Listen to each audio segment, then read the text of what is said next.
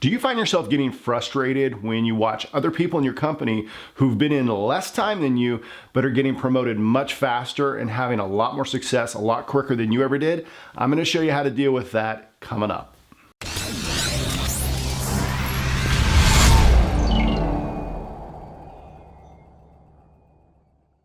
I want to help you deal with this issue that is, I believe, one of the real killers of network marketer success. And that is this issue of confusing time in the business with time building it. I mean, we've all been there, right? When I first started in the profession, I would go to the huge company annual events and there'd be thousands and thousands of people there, and I'd watch all these people get promoted. And, you know, at first it was really exciting and inspiring, right? But after a couple of years of really not doing much in the company, I would attend these events and I'd see people who were brand new that were getting recognized up on stage. And I used to remember thinking, what's wrong with me? What am I doing wrong? Maybe I'm not good enough for this. Maybe network marketing's not for me.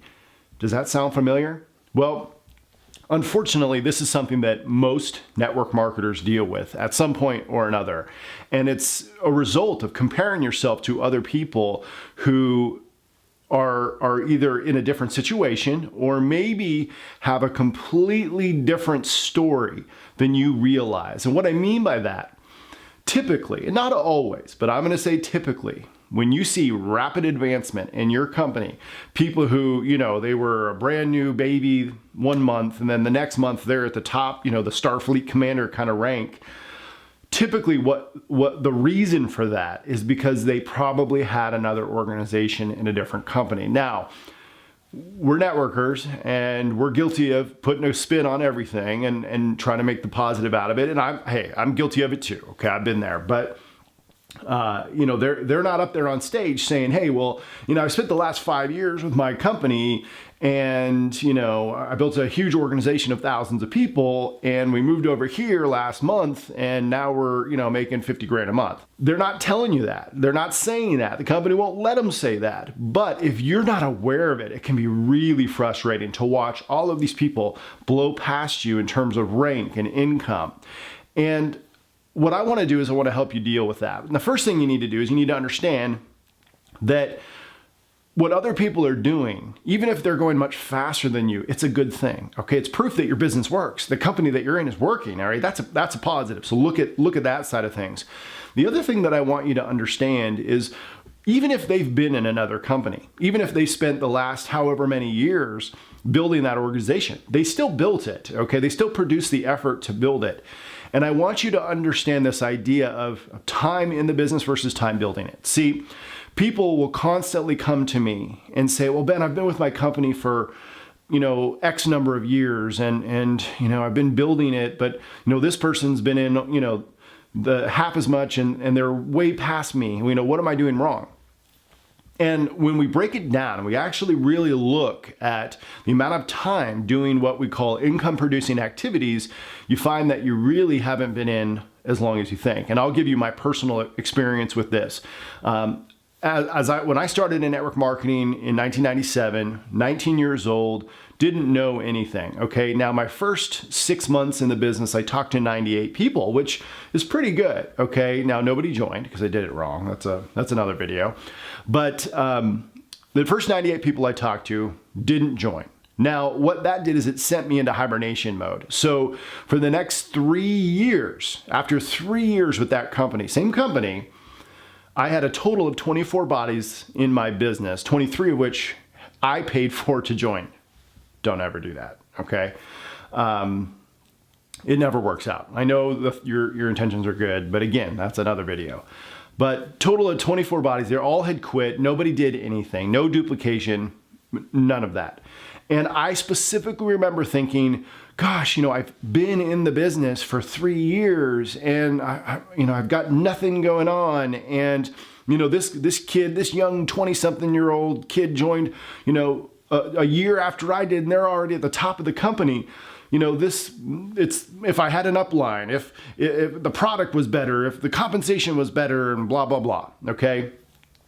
I would go on and on with justifications to try to justify why I wasn't succeeding. And when I finally realized what the root cause of it was, it changed my life. It changed my career in network marketing. And I've got to give props, major props to Tim Sales. Tim Sales is a network marketing industry icon, been around a long time. And he created a tool. A lot of you probably remember the brilliant compensation video he did, back in the late 90s, early 2000s. A lot of people still use it today. But he had a tool called the Pocket Tracker. And basically it was a manual income activity tracker. And I took that tool and basically made my own version of it. And basically what it did is when you did income producing activities, making dials to contacts, qualified contacts, not just names out of a phone book, but calling qualified prospects, bumping into people and introducing yourself and putting your information out there, doing presentations, gathering customers, all of these things generated points. And you would take your daily points that you got for the day and you would put them in a monthly tracker. Then on that monthly tracker, there was days 1 through 31 on one column. And then on the other column, there was your expected, income or growth zone. There was you're not doing anything average, healthy, leader, superstar, right? And so the goal was obviously to get a lot of points. And you tracked it for a month, and then what you did is you averaged out what your point value was. So, there'd be some days where I would get, 15 or 20 points and then not do anything for a few days. And then maybe one day out of the month, I might, I'm gonna really do this, and I'd go talk to people and I'd get 100 points for the day, which was a lot. And so I would think, boy, I really am working my business hard.